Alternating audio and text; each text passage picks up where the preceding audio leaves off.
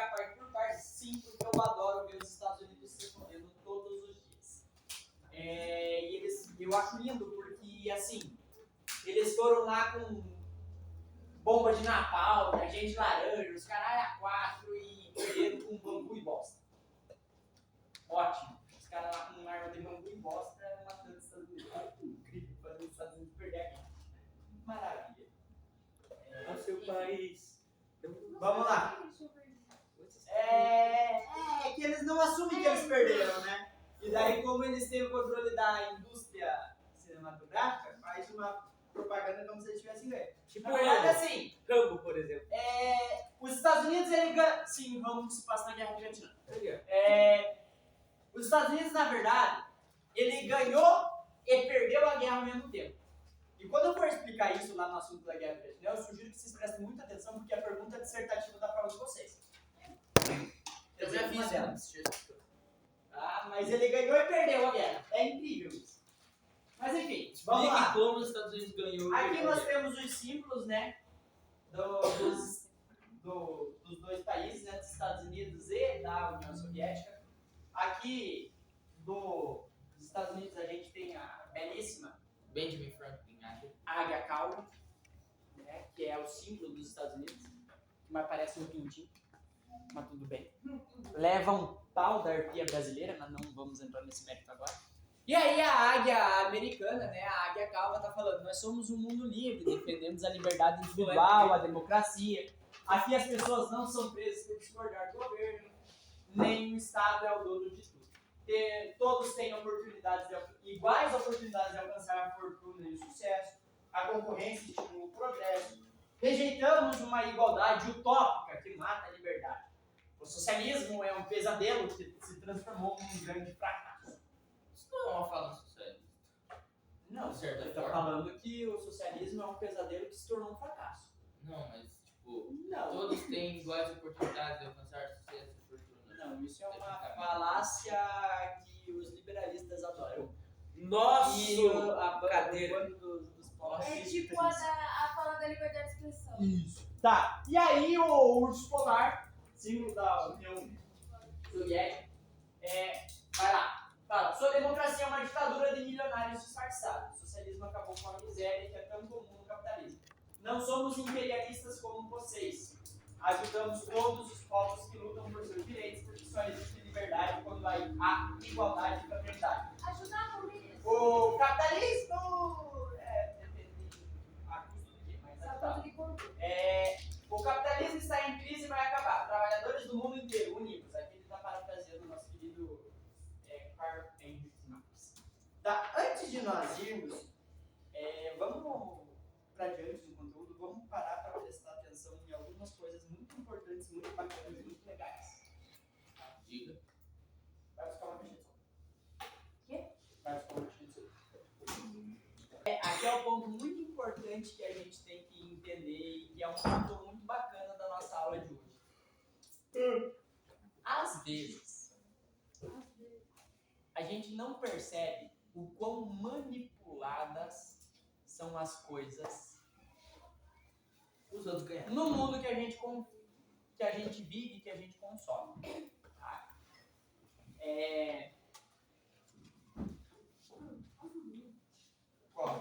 Tipo, 2 cartões em Eu vou usar teu celular para achar um vídeo De boa. bem Não, bacana. não vai. Ou águia calva. É o símbolo do... É o símbolo dos Estados Unidos. Leva um pau do Brasil. Volta e meia, Deve pode qualquer coisa. tá? Volta e meia, quando a gente vê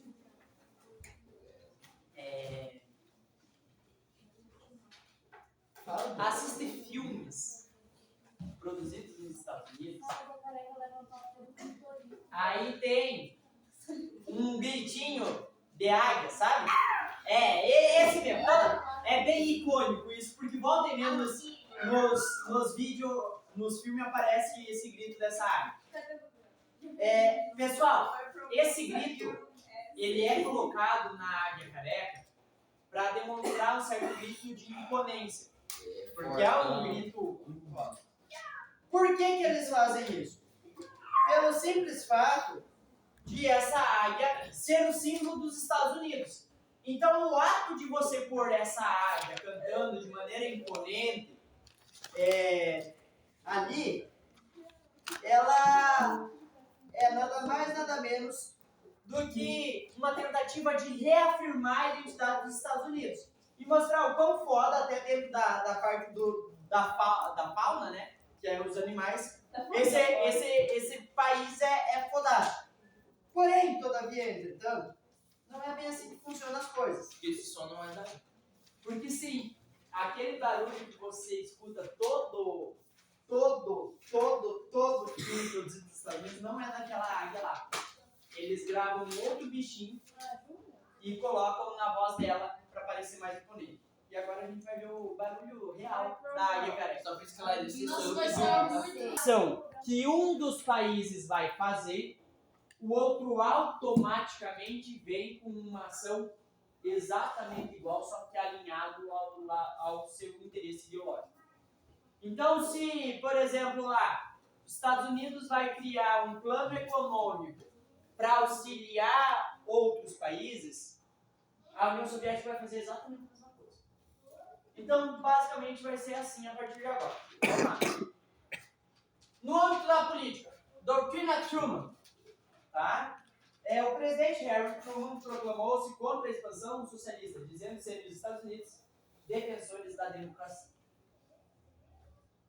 Do outro lado, vai ser criado o Cominform, Comitê de Informação dos Partidos Comunistas, organismo de troca de experiências e informações entre os partidos comunistas da Europa Oriental, como a Sérvia, em última análise, para que Moscou impusesse sua visão política. Ou seja, se aqui nós estamos se prostrando contra a dominação e o avanço socialista, aqui estamos se prostrando contra o avanço e a dominação capitalista.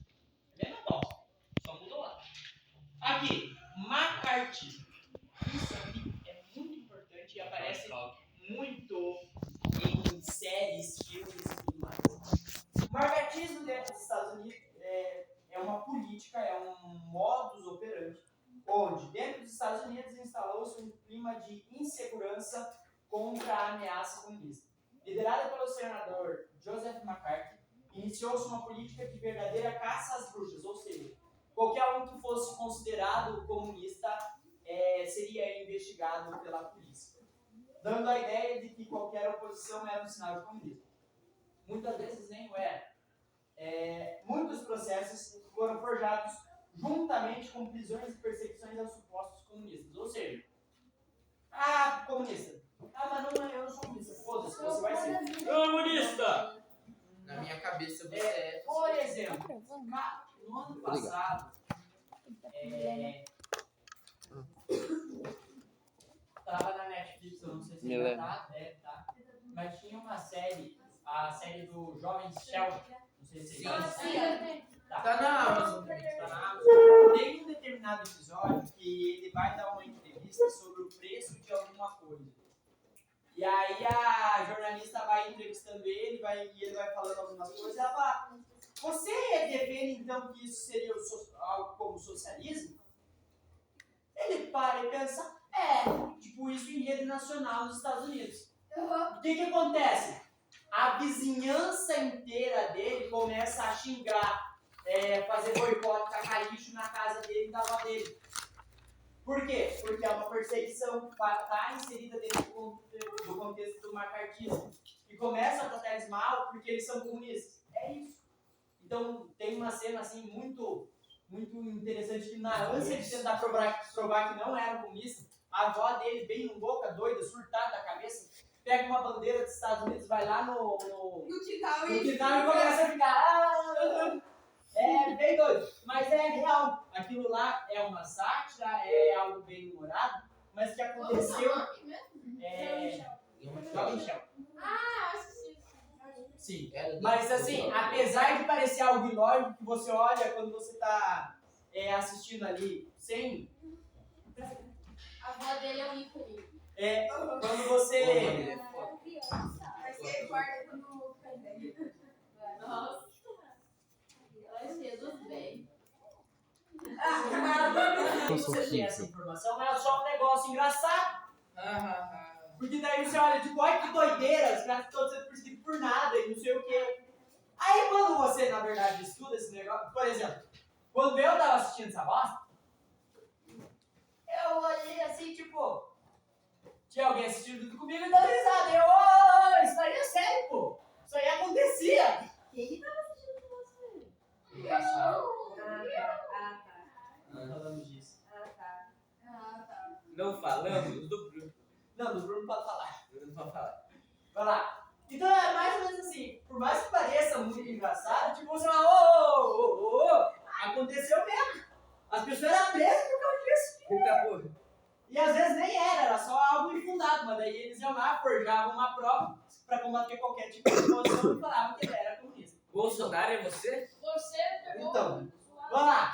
Já na União Soviética nós tínhamos uma ditadura onde o poder político na União Soviética se baseava no Partido Único, Partido Comunista da União Soviética, que impunha suas ideias políticas. No campo da economia, os Estados Unidos vai criar o que a gente chama de Plano Marshall. Os Estados Unidos lançaram um plano econômico para a reconstrução da Europa, para evitar a expansão do comunismo. E aqui nós vamos ter a mesma coisa, exatamente a mesma coisa, mas do lado socialista, que é a Comecon. Pessoal, aqui é importante. Esses dois planos econômicos, eles têm são planos de empréstimo, com juros extremamente baixos. Tá? Primeira coisa que você ele é um empréstimo. Ele não é dado. Só que o intuito é você criar uma dependência entre o país que está recebendo esse empréstimo e você. Então, o que acontece? Como você emprestou o dinheiro, por mais que às vezes você não tenha a intenção de lucro, como é o caso do socialismo, então você não vai ter juros, você quer o ressarcimento do que você emprestou. Então, se você emprestou 1.000, você quer receber 1.000 de volta. Nos Estados Unidos, não. Se você emprestou 1.000, você quer receber 1.500. Só que assim, o intuito disso tudo, a lógica dessa situação é o seguinte, é você ter, primeiro, essa dívida financeira que vai fazer o país ficar dependendo de você, porque ele não vai terminar, não vai romper relações contigo até ele terminar de pagar, mas o intuito também é você ter uma dívida de honra. Por quê? Quando eu estava mais lascado, ferrado, falido, fudido, destruído pela guerra, qual foi o país que me ajudou? Olha como eles são bonzinhos. É o que diz o Osés, é melhor dever dinheiro do que dever favor. Exatamente. O objetivo disso, o objetivo desses dois planos econômicos, para além da dívida econômica, é uma dívida de honra. É o intuito de você emprestar esse dinheiro e fazer com que esse país seja grato porque você ajudou ele a se reconstruir. Tá? Bom, indo adiante, no campo militar. Os Estados Unidos vai organizar a OTAN. Presta atenção! Aqui. Para prova, não. Para conhecimento de mundo, inferno.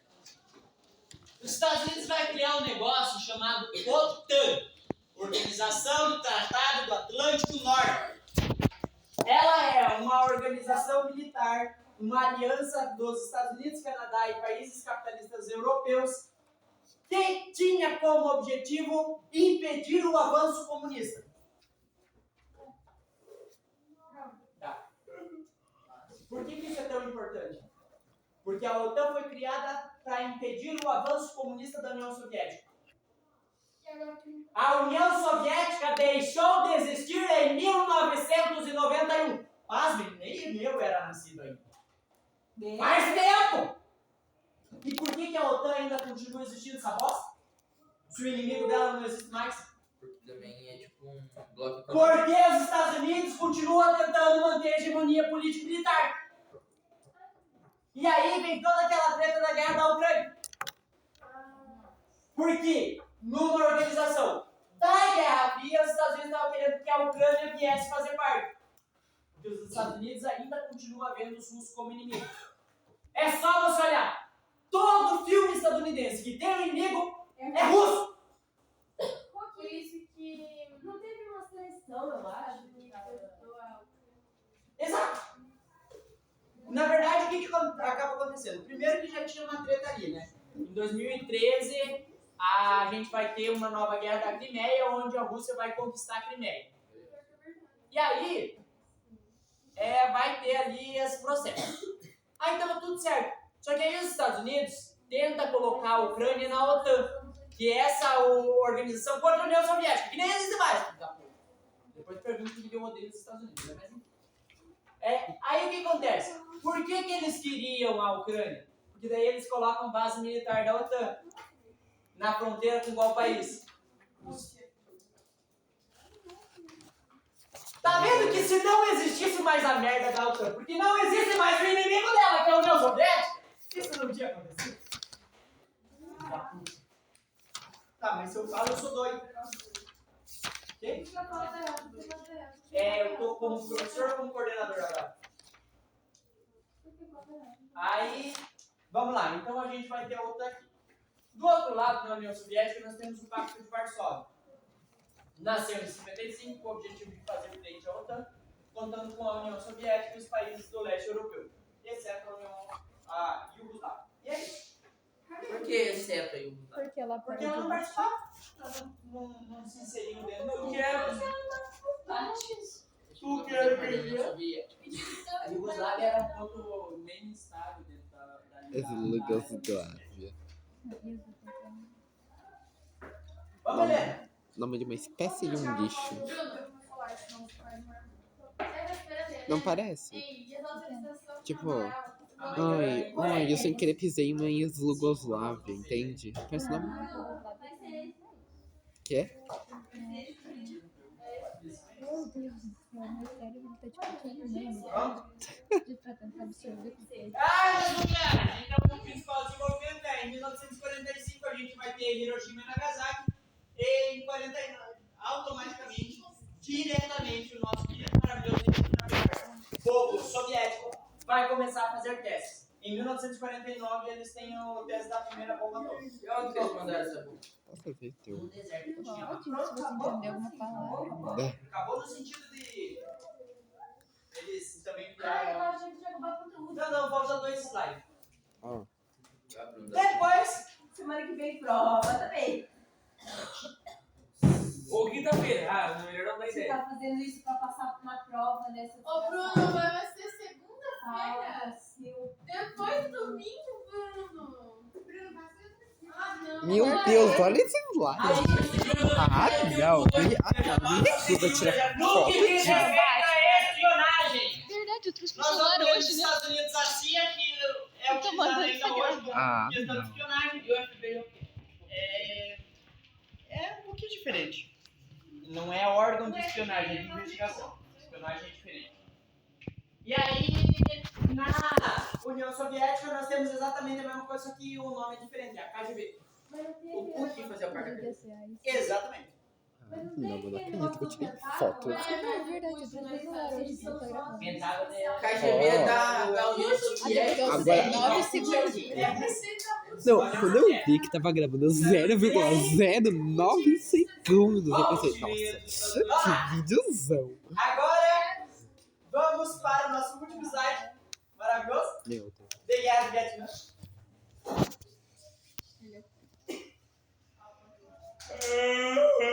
Mas é o Tarzan. É igual o Tarzan.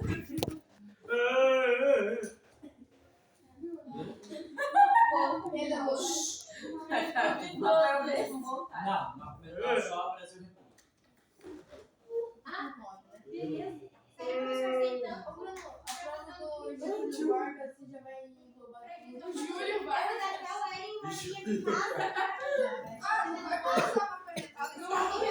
Ah, entendi. Vargas. Quem é tão Vargas? Se eu colocar no meio da argumentação, ele vai. Vai. Eu coloco em código. Eu coloco em código.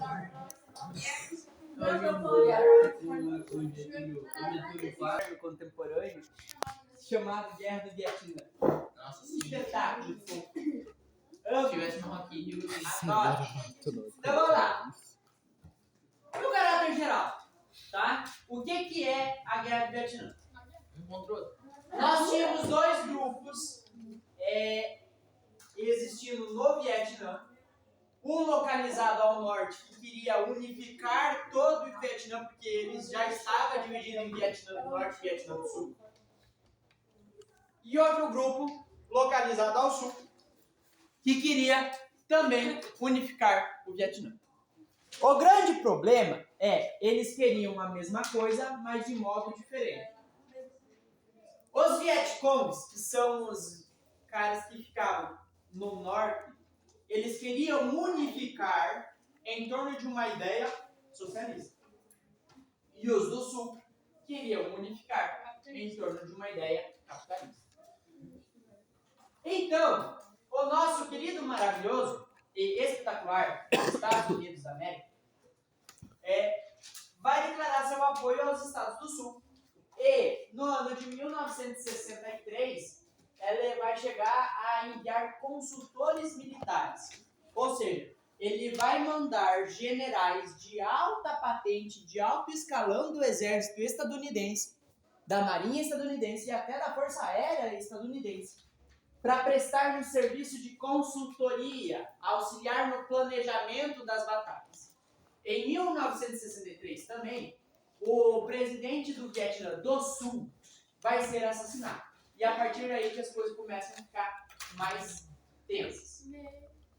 A partir desses sinais, nós já tínhamos passado por um período onde alguns países do Oriente, ali da Ásia, haviam adotado o socialismo como governo, principalmente a China.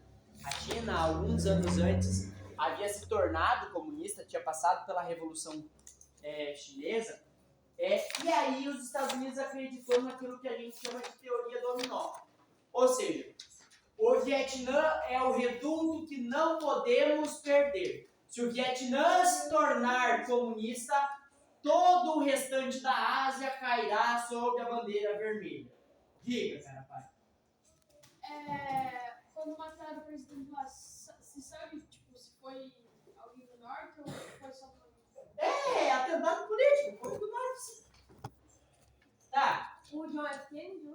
Não. Ah, sim, ele era presidente do Mas eu do não Vietnã sei do Sul. Esse é presidente do Vietnã. O presidente do Vietnã do Sul, o John Kennedy. Tá, voltando. Não, você sabia que o Kennedy era... Depois que a gente fala, fazer aula de matemática, a tarefa de matemática na aula de história Opa! atrapalha, foi errado. John Kennedy. Eu já terminei. Desculpa, do John Kennedy. Mas também tu por acaso ia dar bem. Silêncio. Ia dar bem. Em 1964, aí fodeu, tá? Porque aí os Estados Unidos param de mandar os consultores e além dos consultores manda a tropa do exército para lutar no Vietnã. E nesse tempo tá todo mundo apoiando. Né, Vinícius? Claro. Depois adianta, pai, vir aqui. Tem que cantar parabéns. O meu adiantou. E aí, eles começam a combater os Vietcongs que estavam infiltrados no sul. E aí vai treta, tiroteio, revolvada, confusão. Bom, deixa eu ver se O que são agentes laranja, Bruno? Bruno, o que é agente laranja? já chegaremos lá. É tipo os caras fantasiados de laranja. Não tem, né? São as- Não tem a imagem que eu queria. Aí eles pintam a cabeça assim, e faz um topetinho. Vamos lá. Vamos entender as armas de cada um deles. Os Estados Unidos... vamos lá. Bambu e bosta? Já chegamos nessa parte. A Guerra do Vietnã, ela vai ser, até hoje, prestem muita atenção nessa informação, Prestem muita atenção. Não dá pra ler, Bruno. a maior, então vou na parte... Dá pra ler sim, ele tá muito. Eu não consigo ler daqui. Mas eu consigo. Tá, eu O vou problema é colocar teu vocês... piranha. Toda merda, eu se fudeu. Dá pra ver melhor aqui? Aham. Ali eu consigo ler. Olha o Matheus falando ali. O que seria a resolução da questão de Segunda Guerra? Resolução. Ah, tem 1 milhão de formas. Como você fez? Uma menina Ah, correndo com os completo. braços abertos, chorando pelado. Tipo, seria tipo finalizar? Não vou abrir depois. É Que porque resolução? é assim, ao Eu meu não sei que ver, resolução. é a imagem mais... Seria tipo completar? Resolver, diria eu. Já chegamos assim, uma Ai, coisa que interessante. Tá. A Guerra do Vietnã, pessoal, foi a maior guerra química que já existiu. A questão Já bati foto. é referente à química. A quantidade de bombas e de coisas, elementos, materiais químicos que foram despejados em solo do Vietnã faz com que seja a maior guerra química, superando em muito, principalmente, inclusive a radioatividade da bomba atômica. Meu Deus, que qualidade. Tá? E simples assim. Foram toneladas e toneladas de venenos. Ao ponto de que até hoje nasce pessoa deformada por conta disso. Porque a mãe, às vezes, quando tá Sem gramado. Agora que eu vi que realmente tá. animal que ingeriu uma partícula, porque nós vamos falar melhor sobre o agente laranja, mas ele fica no meio, quando ele cai na água, por exemplo, tá ali na folha de uma planta, e aí cai na... Não. Ele cai na água, e aí essa partícula ela meio que se solidifica, ela pode ficar até 70 anos no ambiente. E aí, tipo assim, o peixe comeu a planta que estava ali com aquele negócio, ficou no peixe. A mulher comeu a carne desse peixe, dá problema Comer a mulher. e o filho, ela tá grávida, e daí o filho nasce com uma má formação por conta disso. Tem gente que nasce com câncer até hoje por causa disso. Cara, pessoal, 64, nós estamos em 24 e ainda tem. Faz 30 anos. Oi? Não tem o que fazer. Não tem o que fazer. Tem parte do solo, tem território do Vietnã que se você plantar alguma coisa não nasce.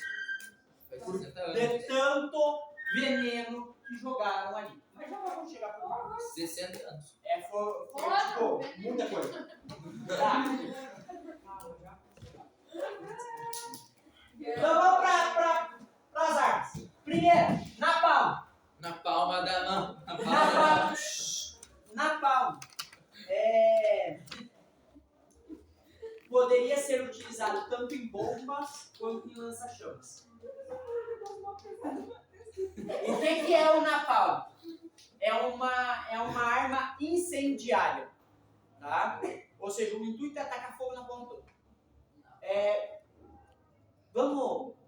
Tem como fazer napalm caseiro? Eu deveria ensinar isso? Não, mas vou ensinar.